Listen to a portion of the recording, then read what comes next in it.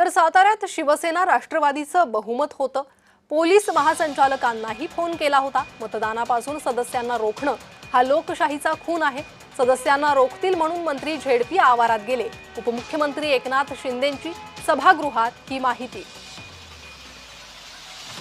Police महासंचालक आपले दाते साहेब डीजी साहेबांना मी फोन केल्यानंतर मी त्यांना सांगितलं अशी अशी घटना त्या ठिकाणी अशी निवडणूक आहे आणि मला थोडी शंका आहे की तिथले पोलीस अधीक्षक हे दोन मतदार जे आहेत, कारण बहुमत इकडे या बाजूला होतं शंभूराज देसाई, मकरंद पाटील आणि या सगळ्यांकडे, आणि हे मतं कमी करण्यासाठी आणि त्या निवडणुकीमध्ये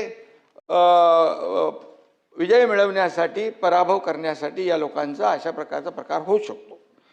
तर डीजीनी त्यांना फोन केला आणि डीजी मला म्हणाले, मी त्यांना फोन केला, मी तुषार जोशी यांच्याकडे खात्री देखील केली, मतदानापासून वंचित ठेवणं हा गुन्हा आहे आणि मतदानापासून वंचित ठेवणं हा लोकशाहीचा खून आहे आणि लोकशाहीचा गळा घोटण्याचं काम बिलकुल करू नका, अशा प्रकारचं मी त्यांना सांगितलं।